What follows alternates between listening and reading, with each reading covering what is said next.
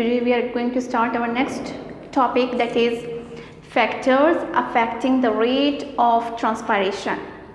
As I earlier discussed, that transpiration is the process in which movement of water vapors from the leaf to the atmosphere through the opening और pores known as stomata. Means के leaf से जो atmosphere तक movement होता है water vapours का, किसके ज़रिए? स्टोमेटा के ज़रिए, जो कि पोर्स और ओपनिंग्स होते हैं. Then this process is known as transpiration. अब हमारे पास वो कौन से फैक्टर्स है, एक्सटर्नल फैक्टर्स है जो इफ़ेक्ट करते हैं रेट ऑफ ट्रांसपायरेशन को. फर्स्ट वन हमारे पास आता है टेम्परेचर एंड विंड. जैसे कि टेम्परेचर क्या है कि हॉटनेस और कोल्डनेस ऑफ एटमॉस्फेयर और एनवायरनमेंट. ठीक है, अगर टेम्परेचर इंक्रीज़ होगा, हाई टेम्परेचर होगा, तो रेट ऑफ ट्रांसपायरेशन भी इंक्रीज़ होगा. जैसे कि हमारे पास यहाँ पे स्टोमेटा प्रेजेंट है inside and outside of the leaf. ये हमारे पास इनसाइड ऑफ द लीफ है, ये outside of the leaf. Outside of the leaf में टेम्परेचर वेरी हाई है, टेम्परेचर इज़ हाई. ठीक है, और वहाँ मीन्स की हॉट कंडीशन है, वार्म टेम्परेचर है. तो क्या होगा, इनसाइड द लीफ में जो मीजोफिल सेल्स है, स्पंजी मीजोफिल सेल्स से और जाइलम के थ्रू जो वाटर मॉलिक्यूल्स इंटर होंगे और वो एवोपरेशन के ज़रिए एक्यूमुलेट होंगे एयर स्पेसेस में, मींस के जमा हो जाएंगे. सो क्या होगा, ये डिफ्यूज़ आउट होंगे इनटू द एटमॉस्फेयर, क्योंकि वहाँ पे टेम्परेचर हाई है, दैट्स वाई. अब हमारे पास ये सिचुएशन 1 हो गया.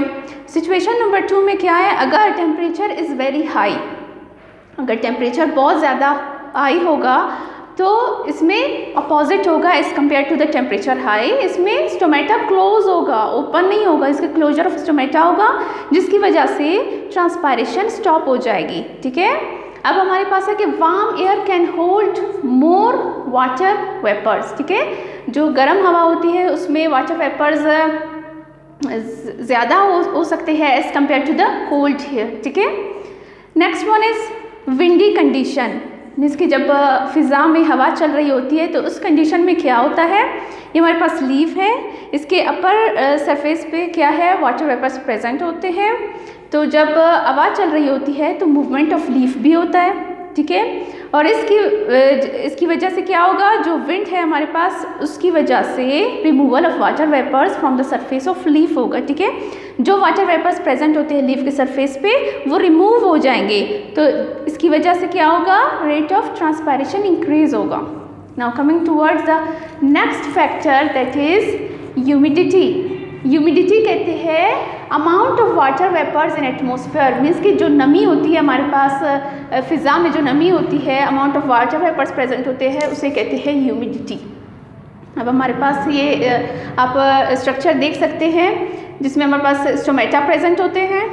Stomata and inside the leaf क्या है, स्पंजी मीजोफिल सेल्स और पेलिसेड मीजोफिल सेल्स से जो मीन्स के जाइलम के थ्रू वाटर मॉलिक्यूल्स इंटर होते हैं और ये एवापोरेट होते हैं मीजोफिल सेल्स के ज़रिए एंड एयर स्पेस में वो एक्यूमुलेट होंगे, जमा हो जाएंगे. अब हमारे पास जो आउटसाइड का जो कंडीशन है वो ड्राई है, मीन्स कि वो लो ह्यूमिडिटी है, उसमें नमी कम है. जब ड्राई होगा तो क्या होगा, ये जो वाटर वेपर्स है हमारे पास, ये डिफ्यूज़ आउट होंगे इनटू द एटमॉस्फेयर.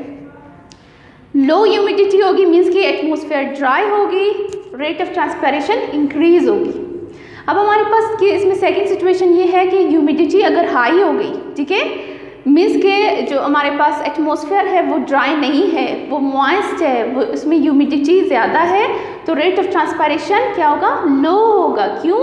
क्योंकि इसमें पहले से ही एटमॉस्फेयर में वाटर मॉलिक्यूल्स की कंसंट्रेशन है, सो वो बहुत कम मिकदार में डिफ्यूज़ आउट होंगे from the leaf to the atmosphere. Next one हमारे पास है लाइट. जो हमारे पास थर्ड फैक्टर है वो है light.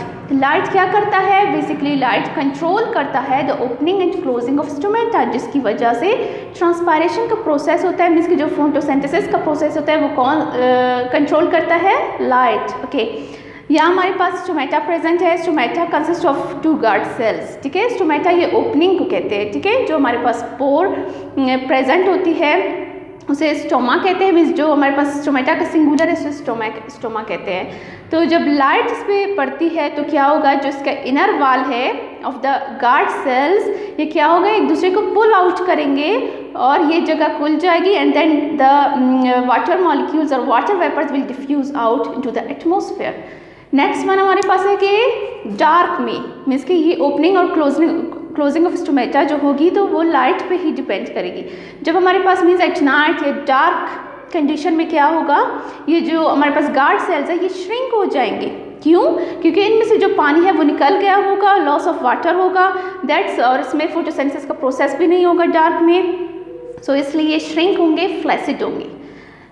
Inner walls move close together and closing the part, means कि जो हमारे पास इनर वॉल्स है वो एक दूसरे की तरफ जो है ना क्या करेंगे, क्लोज हो जाएंगे और ये पार्ट क्लोज हो जाएगा। ठीक है। Next factor that is atmospheric pressure.